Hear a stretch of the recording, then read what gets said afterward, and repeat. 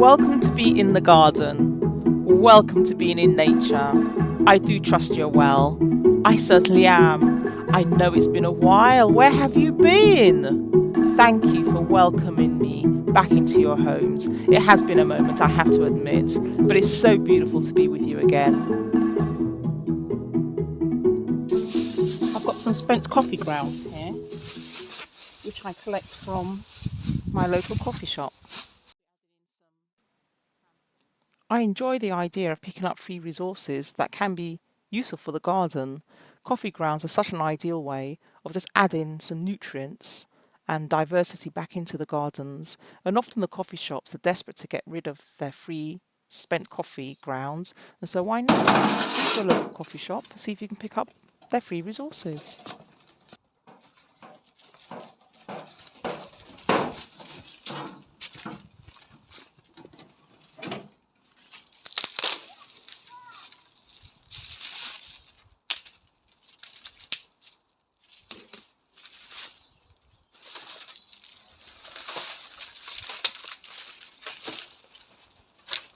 I scattered some coriander seeds here and they've actually taken.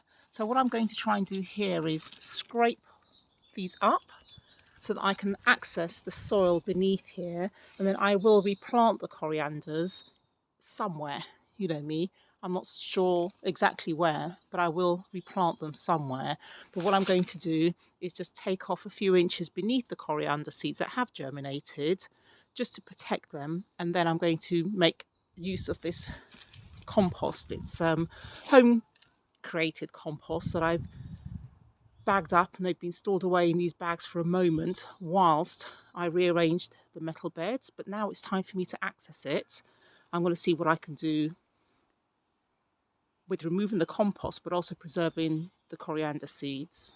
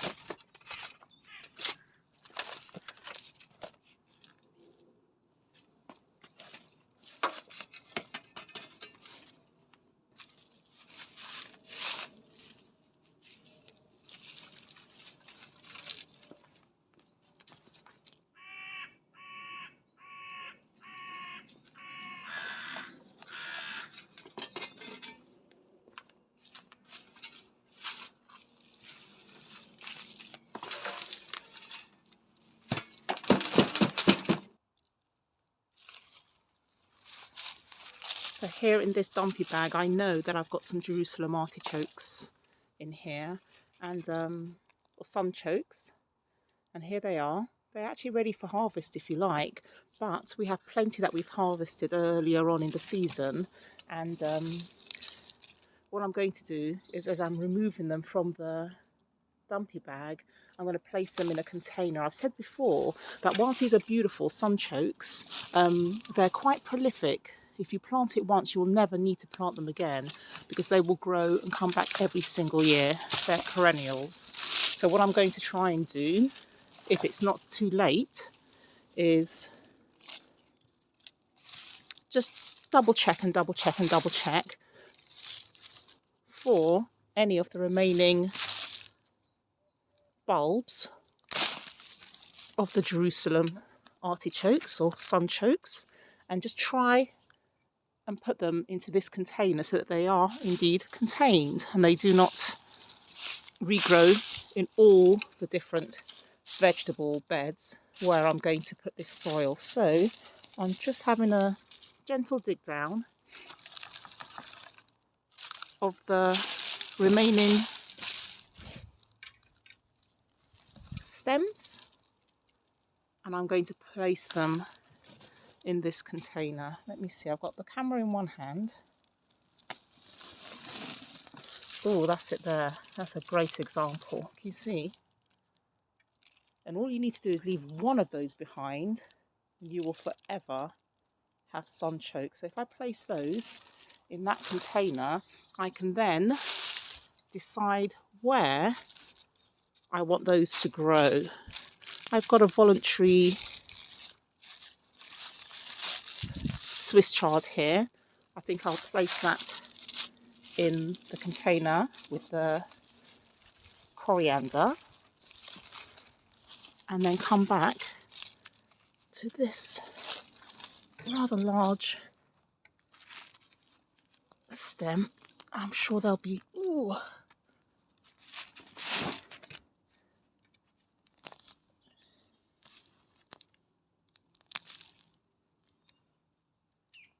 Well, that's the root. I'll place it in there nonetheless. There's one there.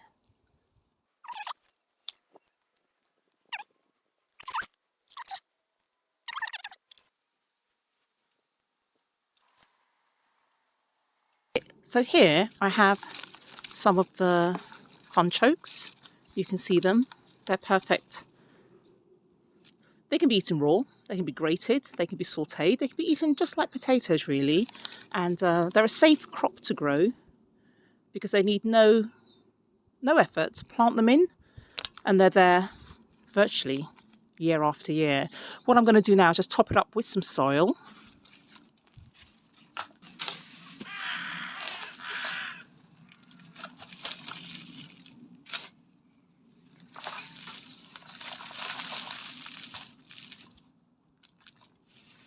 And then I'm just going to place them in a corner for now.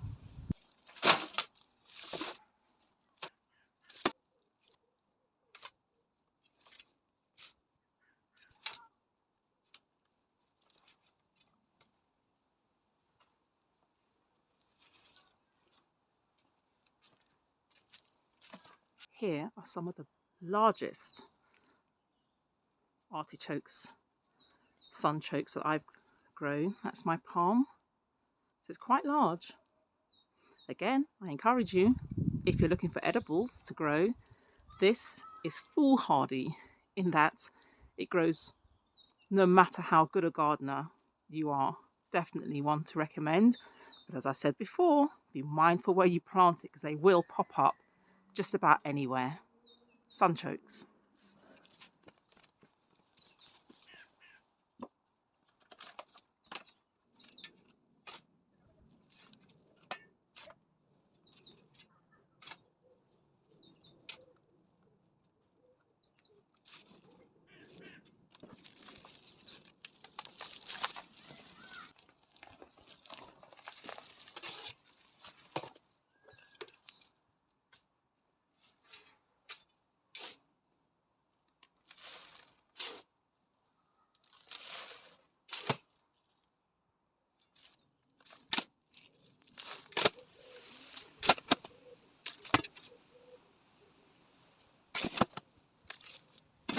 I have these incredible metal raised beds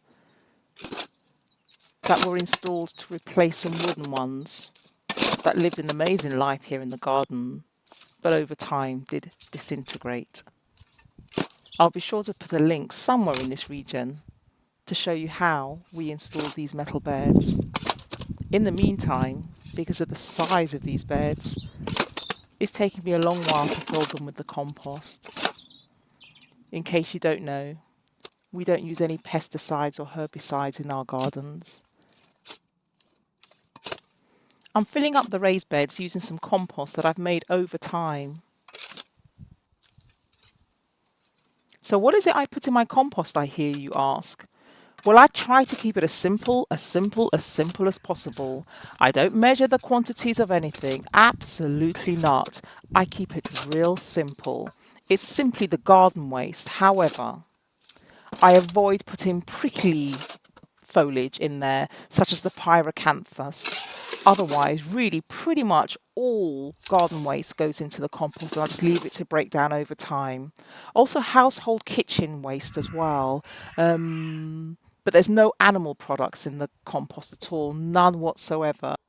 We do put egg cartons, like cardboard egg cartons, cardboard packaging, newspapers and tissues, and as of course you saw, coffee grounds, spent coffee grounds. Another one of the raised beds, topped up with home compost. I'm going to cover it for now just to prevent things like foxes and squirrels from going inside.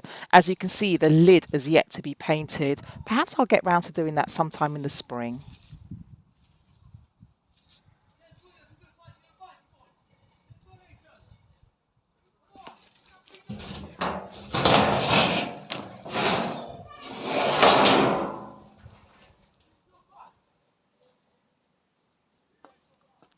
Same again. More spent coffee grounds, followed by homemade compost.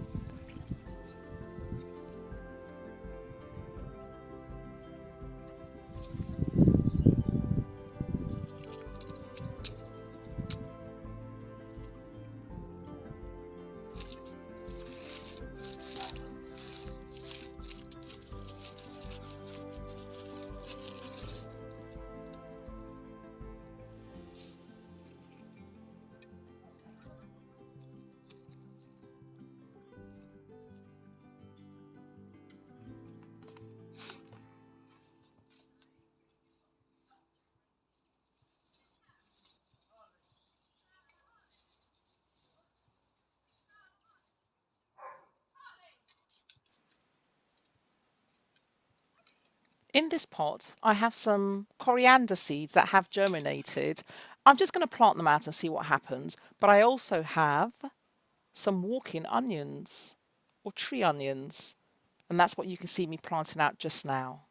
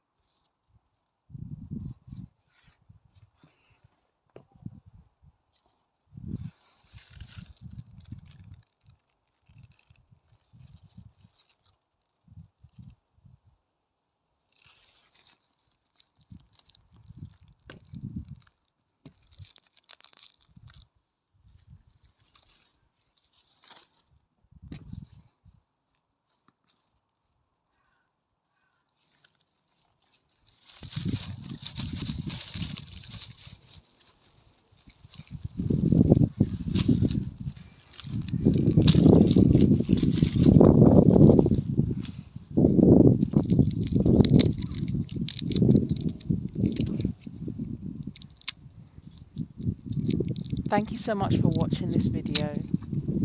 Whether you are new to the channel or have been watching for a long time now, you're so very, very welcome. Whether you are subscribed or not yet, you're also very, very welcome. It's good to be back, and it's been lovely being able to share this video with you. Keep well. Until the next video. Thank you.